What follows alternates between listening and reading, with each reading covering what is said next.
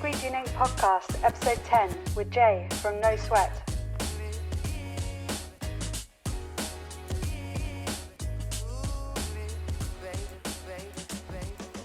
Yeah, thank you so much for coming on. And if you could just introduce yourself and tell us about your business and what you do.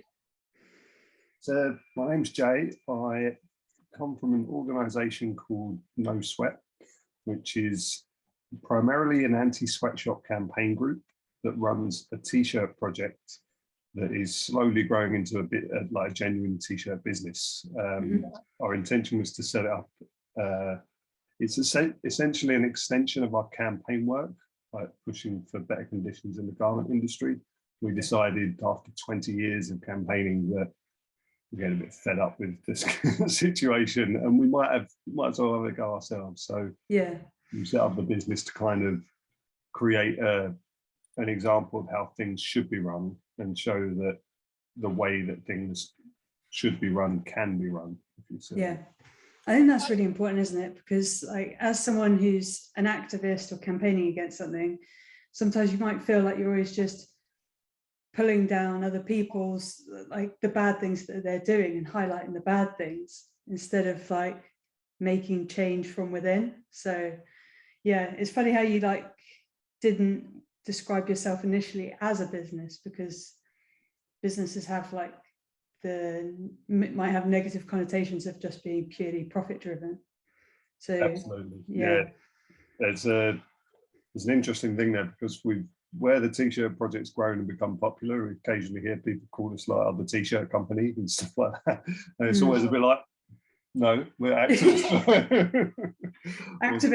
activist company business. Yeah, exactly. It's sort of it's trying to strike a fine balance between the two often, where it's sort of like, you know, shouting at Nike on the one hand about the conditions of their workers around the world, and then on the other hand trying to flog people t-shirts. Yeah, well, you have to generate, this is like a lot of people have this kind of dichotomy and stuff of running a business and then feeling like, I don't want to make money, and money being a bad word, but we live in this society, so we have to make money in order to give and activate change. You know, you have to fund those projects that are like providing unions for the garment decoration industry. It's not just going to come out of us like going out, and I say us going out and campaigning. I'm not campaigning, but I'm very actively, I've just got into such a sinkhole doing my research through you guys. I've gone into a really deep dive, and I'm in like the back end of YouTube with all the just so much stuff. I hope you're feeling okay. I hope you've sort of looked after yourself when you. I know I've gone into like military coups and stuff, but I was just trying to look up t-shirts. So can you talk to us about being screen printers and making good choices in directing our customers towards like better brands? Yes, I can. I've got to be honest. I'm probably going to tell you that some bad news, that most of the brands, if not all of the brands that you source and direct to for an ethical alternative, are probably not as ethical as you think they are. Are you saying Stanley Stella, or who are you saying there? Because that's who I can name names outright, but I wouldn't sort of want to pinpoint one or the other, because it's a systemic problem. Like brands, like there's a few like in the screen print industry. So as the t-shirt project's grown, we focus very much on wholesale in order to, primarily the whole thing came about, we got these campaign t-shirts printed, like I'm wearing one right now, you know. Just had a shot here. I don't know why I'm looking over. I'm looking. I'm so silly. I was like looking over the screen as if like it was a window that I could peek down and see it. Well, all the audience is doing exactly the same. But so where we sort of understood, you know, we as a campaign wanted to print a t-shirt and sell it with our logo on. Lots of bands do the same. When we set up the company, we focused very much on that, sort of becoming that challenge, rather than trying to be the next H&M or something like that, where we're in the consumer-facing market. We went into the situation of going, well, and a very basic thing we can do is source t-shirts that are ethically made and provide that ethical alternative as an example of what our principles are about and what we're calling for the industry to be about. But in doing so, we discovered on one hand, it is a lot harder than we thought in the first place. Like, the whole business model is full of pitfalls. And when you're talking about international supply chains and working with factories in various countries with varying different labor laws, in situations where it's not very easy to, go and simply drop into a factory and see what the conditions are like on the other side of the world. Even in the factories where they're really pushing to change things, they're often in a local system where there is a strong resistance to change by power. Right. In a lot of garment industries, Bangladesh, an example, it's common that the people that own the factories are also the people in the government and in the parliament that are making the laws around the factories. So it's in their financial interest to maintain the status quo rather than push for social change. Again, there's Bangladesh as an example, there's a lot of gangsterism going on around the industry and the outskirts. So there's a lot of pressures on factories to sort of, behave in a certain way to maintain the status quo, and that's enforced by the threat of violence. So first off, I should say, this is not an easy thing for anyone to tackle. But that said, brands, especially the bigger brands, are powerful economic forces. And the way the industry is set up tends to put the focus on the factories themselves to do all the work. Brands just have to get their little accreditation logo, a nice tick saying we're ethical, and everything's fine. And the problem is, or the reality is, this doesn't cut it. And after 20 years of our campaigning, we've seen a situation when we first started out, like, ethical fashion wasn't a thing, just didn't exist. And then after 20 years of not just us, but the campaign movement around the world growing, pressure has been put on companies to sort of take notice of this. And now words like ethical and sustainable are thrown about all over the place, and it just becomes corporate jargon. Corporate jargon, exactly. So some companies are doing some good things, and you mentioned Stanley Stella, another one's Continental with their Earth Positive and their Fairwear, Fair Share brands and stuff like that, which is good on level, right? I don't want to take things away from them. I think the people involved in those companies are genuinely trying to do the right thing.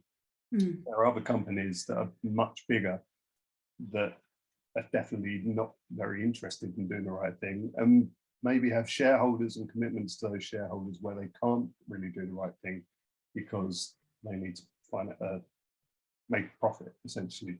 I mean, very few people realize that when you get into a publicly traded level where your company is traded by shares, you have a legal commitment to your shareholders to maximize profits before anything else. So it becomes a vicious circle that you might want to pay a living wage. Actually, that's going to hit the profit margins, and legally you've got to prioritize that. Anyway, I digress. No, that's really interesting. It's because when I was doing my research, I found that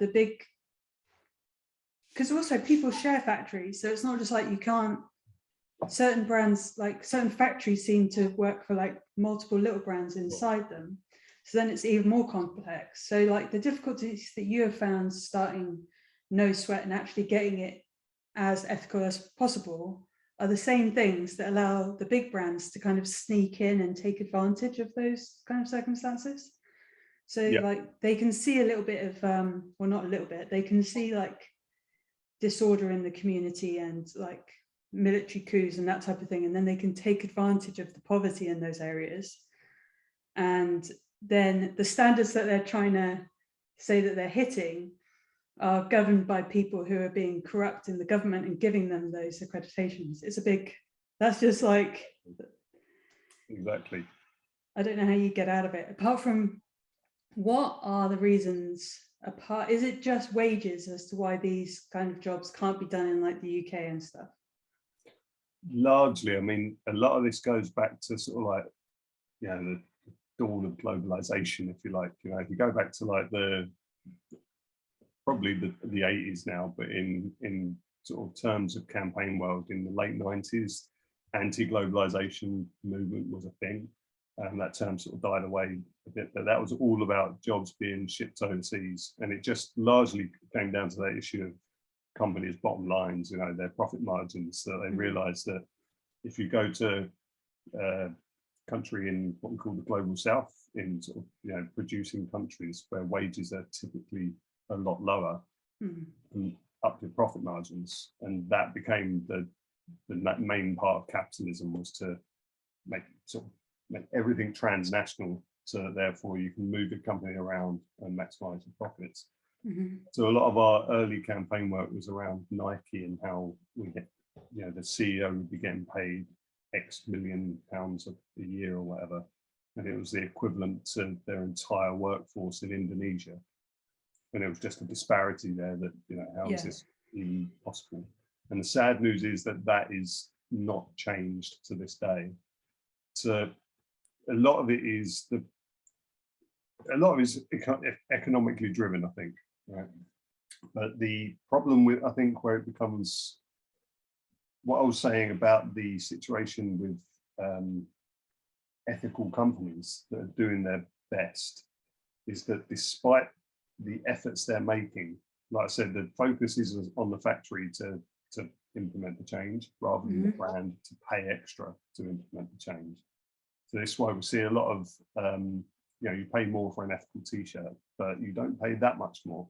And that's sort of problematic in itself, because companies that are trying to do their bit are maximizing their profit margins in the West, but on the factory floor, those profit margins are being stripped. I mean, I think I'm going off tangent here, but things like organic cotton, and the price of organic cotton, if you push for a factory in Bangladesh to source organic cotton, you might have to pay extra for it, but then the compliance department will be pushing for standards, but the sales department will be pushing for lower costs. And it's that balance that happens across the industry, where you end up, you know, finding that the t-shirts you bought are probably not quite as ethically sourced as you thought they were. Yeah, there's just one other little thing about that organic thing that I've recently found out about, is all these topics are like so interesting that we could spiral and do a whole hour on them, but organic cotton sometimes doesn't produce as much yield as the normal cotton that's like got all the pesticides and stuff on it. So that like can affect like the profit margins and stuff to an extent where, like, yeah, exactly, you're not getting as much cotton. So it just makes it that much harder to actually integrate it into the factories. So exactly. This was a big scandal that came out recently, that a lot of the cotton in India in particular that's being labeled as organic just isn't. And the problem they've got there is the logos that you get for the organic standard, like GOTS and things like that, they're a sort of third party that employs a company in India to carry out the inspection, the social audit. Right. We then send someone out into the field to go and check it all. And when you get down to that level, it's all done on paper. And what I discovered is the paper system is just too open to corruption and abuse. And probably, to be fair, it's probably not even just corruption and abuse, but there's probably a certain amount of just like box ticking. You know, like you can imagine a farmer in India is growing a load of cotton, who's going to sell it and make his money for the next 6 months or whatever until the next cycle comes around. He's been told to tick the box that says ethical, or sorry, it says organic, you know, and he'll get paid 10p more a bundle, whatever it is. It'd be hard not to. It's hard not to, you know, or he might even, you know, when it goes up the chain, he's simply ticking the boxes. He's probably not even paying much attention to what's on the paper, but someone else, where the corruption seeps in, is where they're ticking that. And this, from what the reports that are coming out, this is not just a problem that's, you know, confined in India. It's quite widespread. And again, it links back to these accreditation logos that we rely on to be the sort of the gold standard of our ethical nature. You know, you'll know a lot of them: Fair Wear Foundation, there's RAP, there's BSCI and all these sort of things, where they'll essentially send out a company, they'll hire a company to go into a factory with a load of standards that they've got to meet and tick all these boxes. And you get extremes of like there's a comical story I remember from years ago where one factory had 3 different accreditations for 3 different customers. So 3 different brands are buying, say, t-shirts or whatever. They've all got a different company they've got a logo with. So they've all got a slightly different accreditation checklist. Right. So they had a fire extinguisher at 3 different levels, 3 different fire extinguishers sitting there. Did the same thing, but one of them had to have it 6-inch soft floor, 10-inch soft floor. So that's sort of the ridiculous side of it. But it becomes much more darker when it comes to things like Rana Plaza. I'm sure you know about it, so I'm sure you listed it. Yeah. That's the factory collapse, isn't it? Exactly. This was 2013, I think. Over 1,100 people died when a building collapsed. And what people don't realise is a few days before, that factory had been certified as safe by one of the major accreditation bodies. So the logo that says these clothes are made in decent conditions by workers that aren't being treated like slaves and all these sort of things that we rely upon to say these t-shirts are ethical, failed completely. Not only to do the job well enough to make sure that the conditions were okay, because there are some reports that they'd missed child labour in that factory, but it was so bad that they'd missed the cracks in the walls that were appearing and the things that the workers were saying. And this is what I'm talking about with the systemic problem, where over the past since we first started organising campaigning around this stuff, the response of the industry was to create this voluntary sort of code of conduct thing, where they say this is what we want our factories to be produced in, and then they push it onto the factories to produce it. Yeah.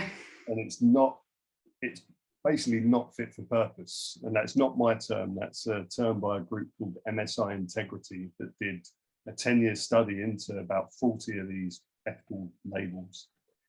And literally after 10 years, they produced a 300-page report that they've just labeled not fit for purpose. The whole notion that these accreditation schemes are set up to protect workers is just failed, and we need to scrap the whole thing. So I don't want to give people the sort of negative impression here, because this is really dark stuff. And I know a lot of screen printers go that extra mile to push for something like a Fair Wear Foundation t-shirt or something like that. Yeah. And it's not that you shouldn't do that, because there's a benefit to doing that, because when it works, great. But the failures are so ingrained that the academics and researchers that are studying this stuff are just saying we've got to toss this whole system out. What can we trust? What can we do? And well, this is the thing. They're pushing that their solution is to change the model, which is what we're looking at now. So, and partly it comes back to why we set the t-shirt project up in the first place. And the answer for them is it can't be top down. It can't be a brand sort of sending someone out with a clipboard ticking a load of boxes. It needs to be legally enforceable to start with, and it needs to come from the workers up. So that means the workers themselves, through their organisations, their trade unions or their workers associations, need to collectively negotiate with the brands to say these are conditions we need to work in: a living wage, regular hours, no forced overtime, a safe building that's not going to collapse on us. Yeah, all those. You need to sign the legally binding contract to make sure you're committed to this. And if we find that these conditions aren't met, you're legally liable, and you need to negotiate with the factory owner, not us. You need to do it to say these are not conditions aren't being met, which is not the way the system works at the moment. At the moment, the best you've got is lots of aspirational goals, like a living wage, which I don't think any factory in the industry really has that. Is on top of that. You might have reports around living wages here and there, but it's far from widespread. If anything comes up, if there's abuse in a factory, the best you've got is maybe a phone number or a website or something like that a worker can call. But in that case, you don't really know. Imagine a worker in a factory in Bangladesh saying, well, I'm being bullied by my boss, or I'm worse, I'm being sexually harassed, something like that. I know apparently someone said there's a code of conduct somewhere that someone has. Yeah, you're just going to get fired, aren't you? Exactly. You don't know if you're going to lose your job. You know if you're going to make matters worse. And all you're going to do is say, I'm going to phone up someone in Holland and try and explain it's just nonsense. You know, well, it's not nonsense. It's just clearly not fit for purpose. Yeah. So we're trying to push this through the T-shirt project, where the factories we worked with, we're speaking to them about how we can implement something which is worker driven. Unfortunately, the pandemic has just thrown everything into chaos for us. So it's up there, but this is where the T-shirt company and the campaign mix, because whilst we haven't been able to set this up in our own factory, partially for various technical reasons around our own production systems and how much we produce and stuff like that, we've spoken to other customers of the factory we source from to see if they're interested, and they are. So there's movement towards that. Yeah, that's what I mean. So like you can band together with other people who do have genuinely good aspirations and maybe have more spending power with the factories to like implement the change and stuff. Exactly. Very interesting. So when it comes to like just screen printing geekery, like how are you making your like garments like nice to print on and like actually like pleasing for screen printers to actually use in production and to be able to resell nicely so that we can present them to our customers as like a premium product? That's also ethical.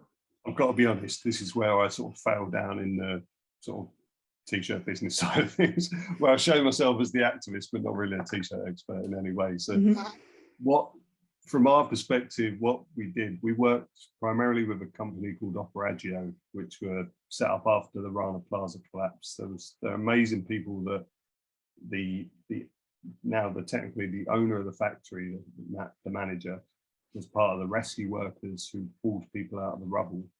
And after in the aftermath of the collapse, he decided to work together with survivors to create a factory where they would benefit in the profits.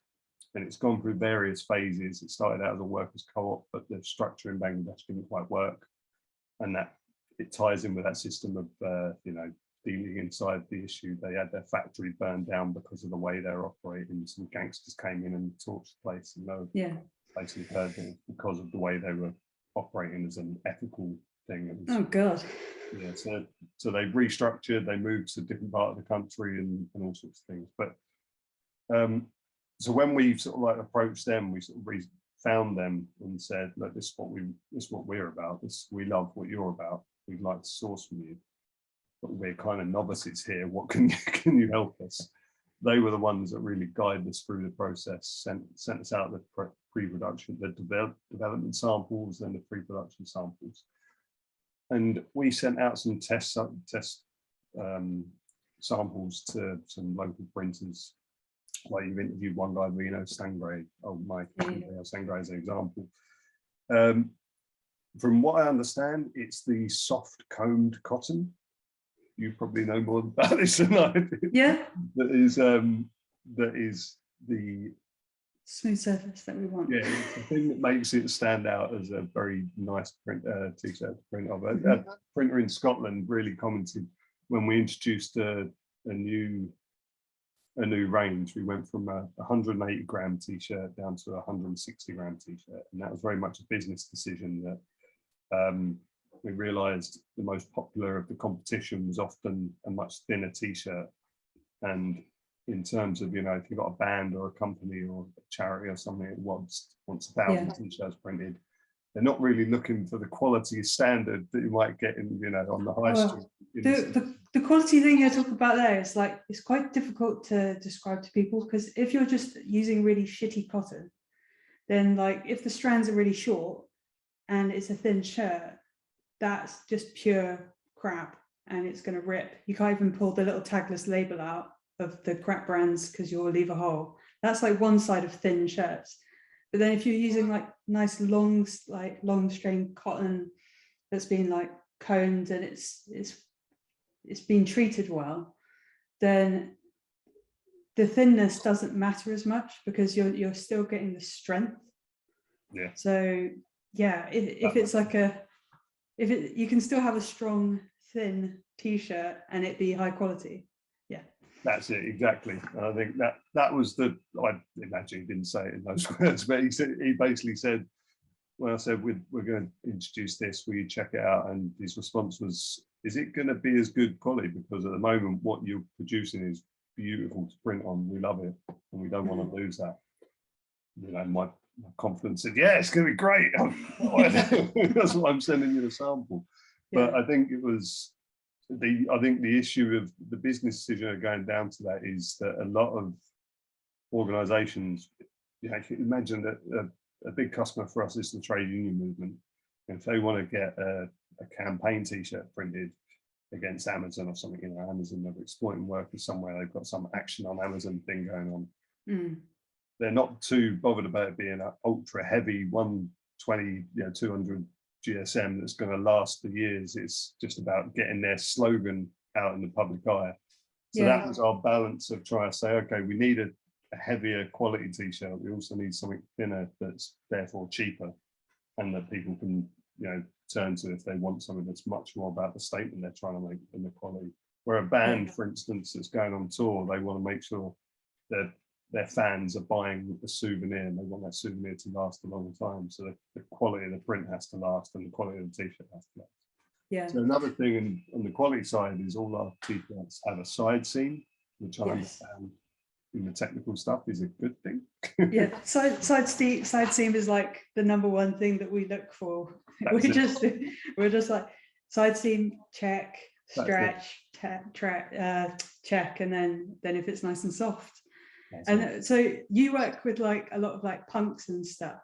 Yeah. Can you talk to me about like punk culture and how is it just? I was like watching. I think I was just watching this video. It might have been a campaign where like loads of punk bands didn't quite realize that their t-shirts were eventually from sweatshops and stuff.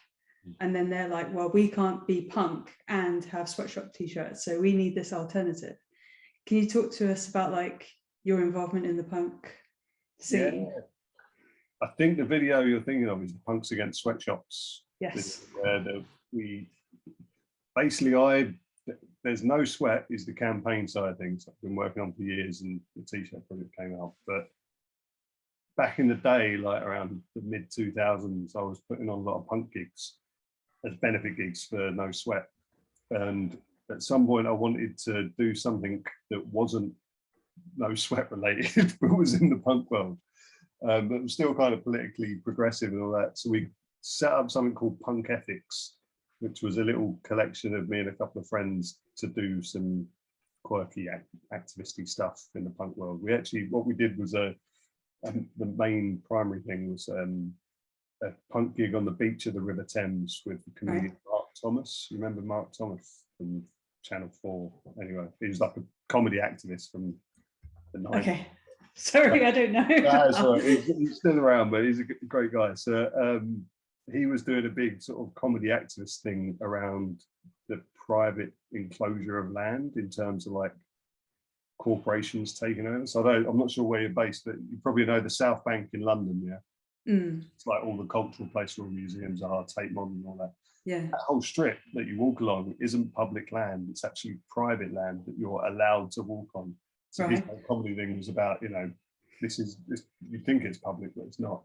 And he was under the impression that the beach of the River Thames, when the tide goes out, the sand appears, that was public land. So we were going to go down there and claim it as public land. And we brought a bunch of punk bands down and 500 punks up, and we held a gig.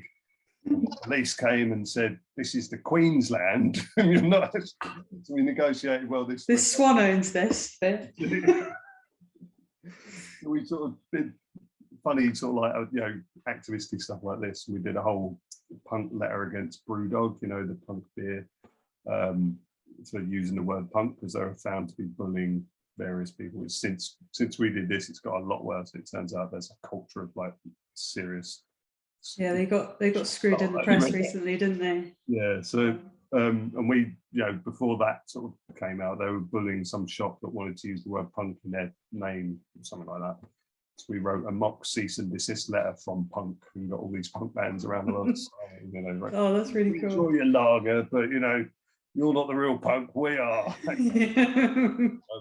So we've done this, and then at some point, the two worlds of No Sweat and Punk Ethics collided again as we came up with this Punks and Sweatshops video, which is well worth checking out on punkethics.com. There's a whole video. Yeah, I'll try and link a few. I do these descriptions with some links, but I'm going to have to do like 10 links for this one because it's such a hole that you can get down in your research.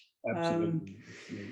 Can you talk to me about when things start opening up in terms of like COVID and stuff? What is your first thing that you're going to do? Like, do you want to just go and visit Bangladesh more? Like, have you been able to get out there in the past? Like, I managed to go to visit the factory just as the pandemic hit. So the last time we were there was February 2020. It was quite interesting, like getting in the cab and the first conversation from the airport. And the first thing is like, "Is it here yet? Is it here? What are we doing?" And no one was, no, masks weren't a thing and all that sort of stuff. So I think we're still waiting. I think it will be a long time till we get to that stage, just because of the whole global inadequacy of the vaccine rollout. You know, a lot of countries in the global south just not getting access to vaccines. So, but yeah, I think we'll look to go out there at some stage again. In terms of the impact, I think our main problem at the moment is the price of cotton is, as probably you know, price of gold. Yeah. And we'd worked really hard with Operagio to try and compete with much large organizations. Like, we're basically a bunch of scrappy volunteers trying to show the world how to do something, you know. And when you try and set that up, it's great, but this whole industry is based on economies of scale. So yeah, to get the lower price cotton, you have to buy it in the megatons or whatever people buy, you know. To get a t-shirt that's at a certain rate that you can then add a markup and be competitive with someone like Stanley Stella, you need to buy hundreds of thousands, and my bedroom isn't big enough. I've got a container, but you know, it only fits so many at a time. So we worked really hard with Operagio to make sure that they were on board as like partners. So where they do a profit share with their workers, it was very much set up as like, this isn't a major profit thing, but this is a project that you can show off to the world. It's like, this is how to do things. They're totally on board. And they managed to get their price down to a point where we could be competitive. We wouldn't make a huge markup, but we could price match some of the bigger brands. Cool. Yeah, the more ethically sound brands like Stanley Stella and Company. Yeah, there's no point in trying to match Gildan would just be just there's this thing that I want like other screen printers to do, and like go onto like the wholesaler and then type in t-shirts and then do like price from low to high, and you can see a t-shirt on there which is like, I swear a few years ago I found one for 99p, and I don't know if it might have been, I don't think it was even on sale. I think it was just like rags shouldn't be that much. Yeah. So, and I was just, and then I sometimes like go through the brands and I tick them on the sidebar, and then I'm like, okay, and how many sustainable ones have you got? The sustainable ones. Yeah, I know what you mean. I know, I can't even say the word without having to quote mark it. But and then there's like, oh, none. Oh, good. And then like, I just like defining all the brands and like clicking the boxes to see like how they're moving in terms of like where their focus is. But there's this thing that I've noticed, because you're saying like Stanley Stella is like doing well, because I feel like they are doing well because they've always come from that kind of side of it. They haven't just gone and switched and gone, okay, well, oh, look, all the sustainable ethical stuff is popular now, let's switch over. Yeah. It seems to have been intrinsic. But then like these other brands who do like 90% bullshit and then have like this 10% recycled polyester product, and then they're just trying to push that in front of you, and then you're supposed to ignore all this other crap. That's where I'm having like a personal issue with it. So I'd literally just drop them all because I can't trust them. And I'm just focusing very narrowly on my offering, and then you're saying there's systemic issues as well. So But at the same time, I think that's a good approach, because you can only do what you can do in you know, the remit you've got. I think so targeting or focusing on some businesses to support them in terms of your business. You know, you work with customers. If you say, look, these brands I trust, and therefore these are the ones I source from. If you want cheap and cheerful sweatshop made, go somewhere else. That's a good thing. That's genuinely what we had to do. And the only problem I'd say is like Stanley Stella, I've got a lot of respect for him, a lot of time for him, but then at the same time, they were, from what I understand, they were one of the ones involved in the Spice Girls scandal about 3 years ago, where Spice Girls were doing a comic relief t-shirt that had a feminist slogan on, turned out it was made in a sweatshop in Bangladesh. And I don't think it was Stanley Stella who was at fault. The problem was because there was a process, and I should name it. I think it was them. If it's not, I apologise to them. But the principle still stands that it wasn't a typical factory; it was a subcontracted factory, and that's where we get into another realm of things. That when a factory, when you place an order with a factory somewhere, you have to make strong commitments, and there's a bit of trust, and that's where auditing comes into play to some extent, to make sure that they don't then pass on that contract somewhere else even cheaper. So when we went to Bangladesh in 2020, when we met Operaggio, saw the decent conditions, they wanted us to see the reality of a sort of alternative, and literally took us to a sweatshop down the road. And the guy who was our sort of translator, is a local guy who worked for him, who spoke fluent English, came in a cab with us and got out, and it was just this shantytown village in the outskirts of Dhaka. And he just looked around and said, I think this must be a subcontracted factory we're visiting, because no Western buyer would ever come here. Like, this is not a place you come. Okay. And we went into this brick building that had like a hole in the wall for a door, holes in the wall, no glass in the windows and that kind of thing. 30 or 40 people crammed into a room the size of a big garage. When we looked around, there were children on the floor, you know, measuring and sewing and stuff like that. It was horrific to see. We got to speak to them and sort of ask them how much they were earning, and they were earning like so far below even the minimum wage, let alone a living wage. It was heartbreaking. But then, and we were asking them who they were making for, and they were like some Korean brand never heard of, you know. And you can tell that whoever that Korean brand was, I think they were like Marvel or something, so I'm assuming it wasn't the superhero people. The logo is different, but whoever that was, they probably haven't directly sourced that factory. That's for a supply chain that's trickled down. So whoever they've gone to in the sales marketing side in Bangladesh has outsourced it to one factory, and it's ended up in this place. It's like an overflow or something. Exactly. And brands have to work hard to make sure that doesn't happen. And even where it does, the flip side of this, I've spoken to some activists who pointed out that the garment industry is so fluid that, you know, someone who inherits some money might decide to set up a garment factory because it's something to invest the money in, and that's where you create a small sweatshop type factory, and they haven't got the means to create decent conditions. So it ends up being a shack somewhere and stuff like that. And to take that away, you end up taking away someone's livelihood. So it's rarely ever about boycotts as such. It's about putting pressure on brands, the ones that have got the economic power to invest the money to make sure that these things don't change and to push for change. Someone once said to me, like, to be honest, H&M have got so much money they could solve the living wage issue in Bangladesh tomorrow, like, and it had barely scratched the surface of their profit margin. And that's the reality of it. It's so disturbing to see. So yeah, I think what you're doing is great. You've got to try and focus on the decent brands, and then but work with sort of campaigns like us and other campaigns to put pressure on the system at large.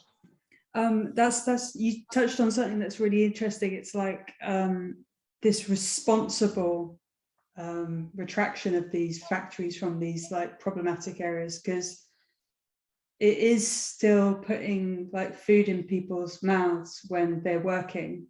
I know it's definitely not enough. The conditions are horrible. But if you take the whole factory away, then they've literally got nothing, and they've been forced into these conditions because they're so desperate. So how do big brands like Tesco, Sainsbury's, all that kind of stuff, and their clothing departments, how do they take themselves away responsibly?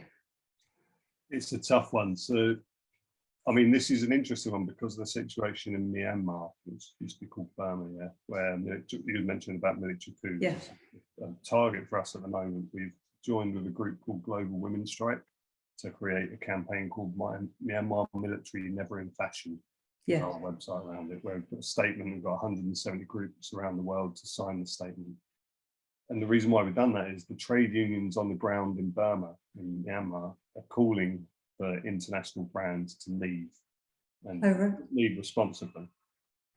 So that is a position where they're calling for a boycott, essentially. They're not saying, you know, don't buy H&M, that kind of boycott. They're saying all these brands need to boycott this country, because if you do business here, it's impossible for you not to keep funding the military that is suppressing people. And in Burma, like, I think 1,500 people have been killed in the last year.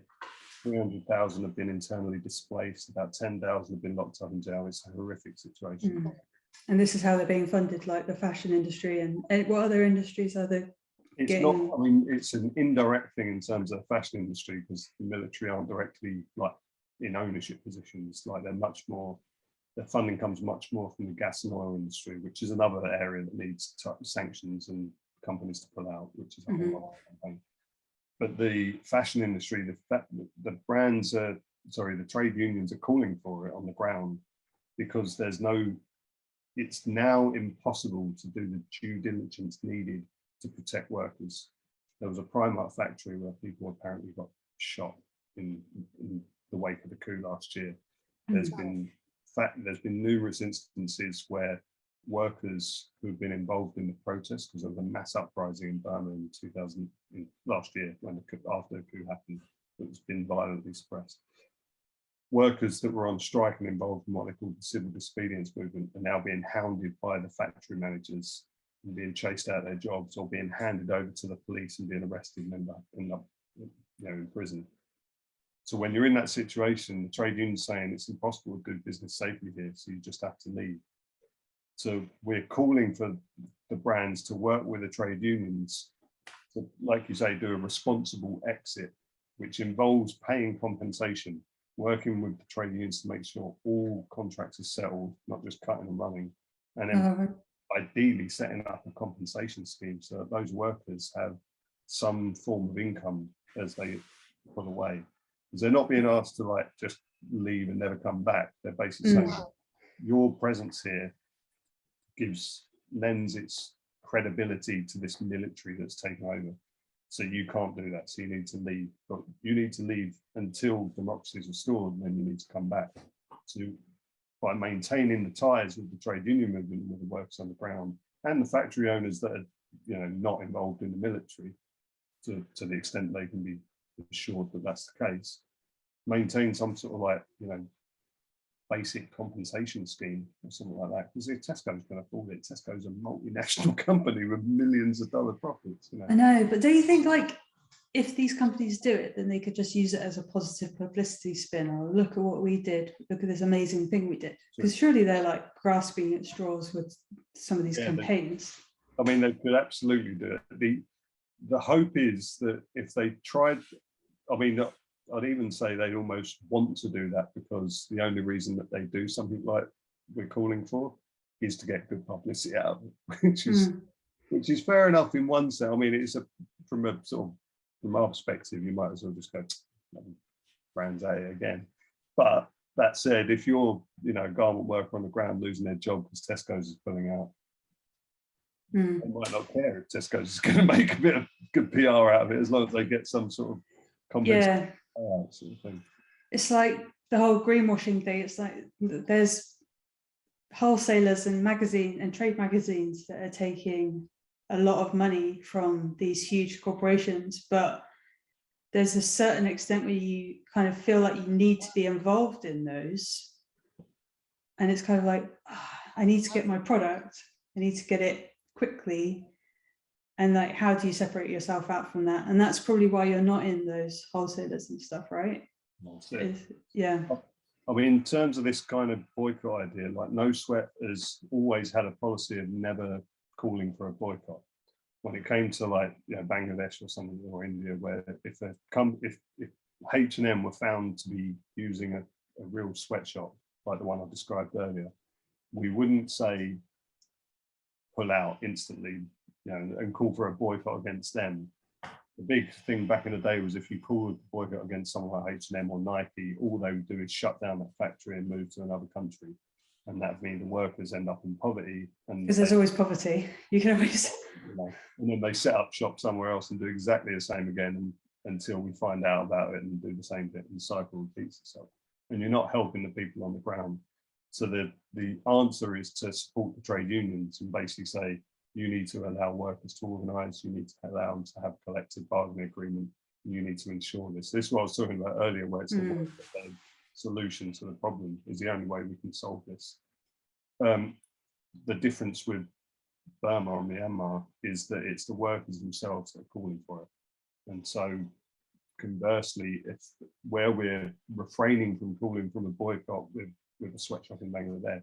Yeah, you're just reiterating what they want on the ground. Yeah, exactly. And because if you don't, you run the opposite risk of being a kind of, you know, that whole term like white savior complex or something like that, where it's like, what right have we got in the West, the rich West, sitting here comfortably to tell the workers in Myanmar that they're wrong? The way you're protesting against the military coup that suppressed you is wrong. Actually, you don't want Tesco's to leave. You want them to stay. It's like, well, who are you to make that decision? It's down.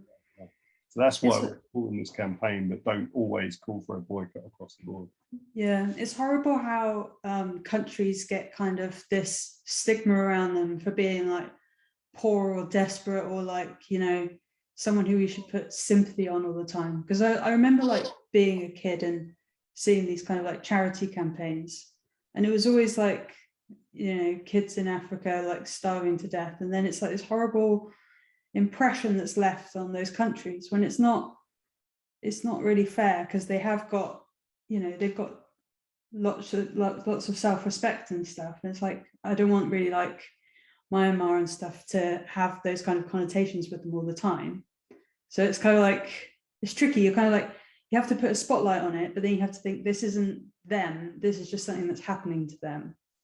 True, it's true. There's some people that are well worth checking out in Myanmar in particular. There's a bunch of punks who do a Food Not Bombs project. Food Not Bombs. Yeah, which is, they literally for the last like 7 or 8 years or something, they've been going out onto the streets of Myanmar every week and giving out free food, and they get like a swarm of kids come running up, and like street kids, and do this sort of stuff. And to see what they're doing, it's sort of exacerbated by the fact they've all got like blue Mohicans and leather jackets and stuff like that. They've got old school punk, you know. Oh yeah. So that's sort of like jars to sit the viewpoint for a little bit, but you can see them taking action to empower themselves and their communities. They're not waiting for someone outside, like an NGO, to come in and rescue them. And they're not, you know, they're asking for solidarity rather than charity, literally, that's what I say, you know. And the sad thing is in Myanmar at the moment is their work, not them as such, but their work has been outlawed by the military. So now if anyone is seen or caught helping someone else, literally, like giving out water in a village or something, the military will come and arrest you and you'll be put in prison. And it's an insane situation. So their work is now going underground.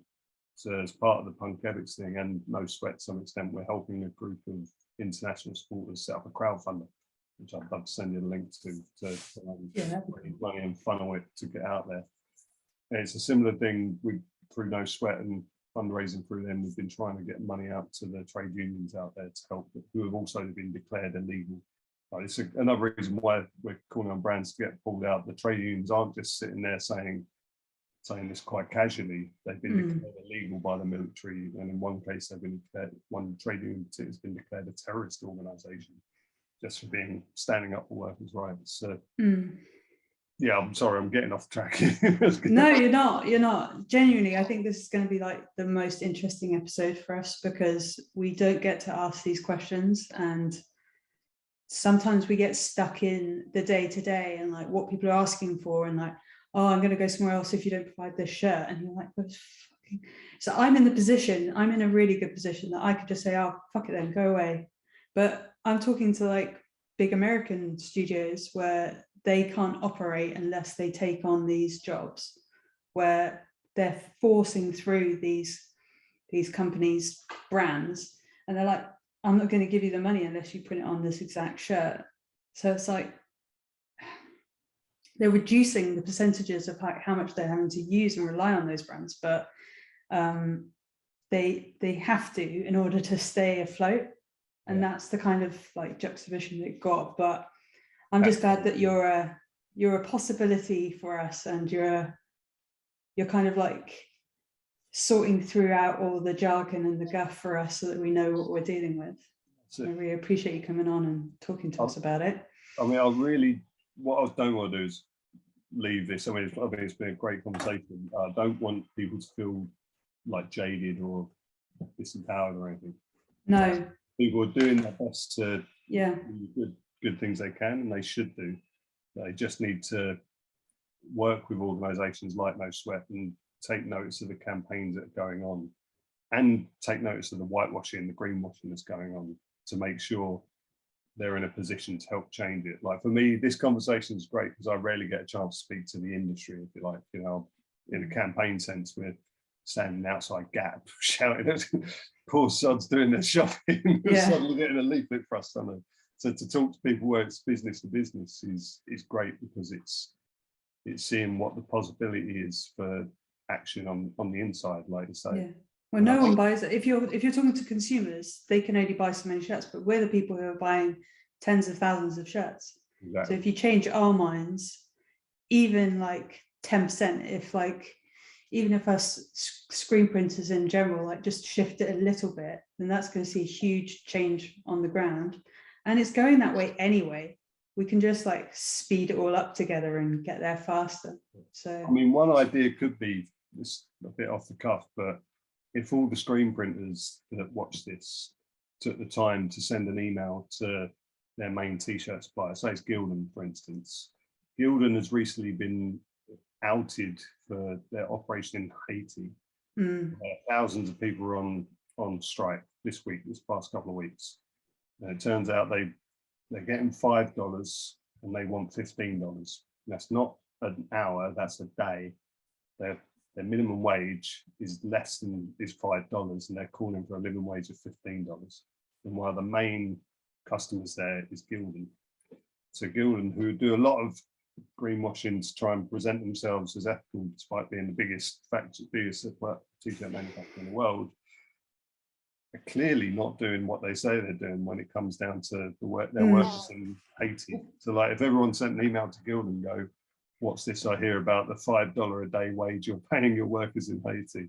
That will get them scared very quickly and push them into action. And they're a company that, you know, we can't stand outside and give out leaflets because they don't have a shop. So this is... Well, they're in like, they've got a few people working in Canada and then the rest are all over the shop, aren't they?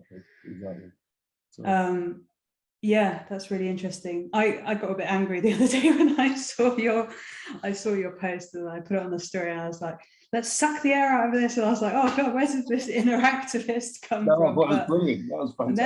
And then I've got into my big hole, and I'm trying to, it's difficult to like talk about something that's like so emotional, like to these people, and then like not come off like really angry and like, oh, stop listening to her because she's just getting like upset about it. So you kind of got it's so tricky, isn't it? Absolutely. So I definitely get it myself. I mean, one way to counter that is to focus on the trade union angle, in the sense that, especially that video, which if people watching this haven't seen it, go to the Instagram and check it out, because it's so powerful to see thousands of garment workers marching through the streets, chanting this beautiful sort of, it's not like, you know, it's not British people chanting, is it? It's beautiful, and see sort of like, you know, that's workers on the ground actively taking control of their own lives and standing up to the powers that be, whether it's the bosses or the government, and saying we want better conditions. And it takes a brave thing for them to do, and it's that kind of thing that you know, rather than getting into the sad element and the anger element, you can get into the inspired element and say, this is amazing. How do we support this? How do we bolster it? And that's where you can help build trade unions in garment factories and, you know, help fund trade union activity and worker initiatives and stuff like that. Yeah. That's how you build this stuff up. We'll just funnel our inner punks and then we'll sort it out. That's the other one. Awesome. I really appreciate you coming on, and I think this is going to be perfect. And yeah, thank you so much.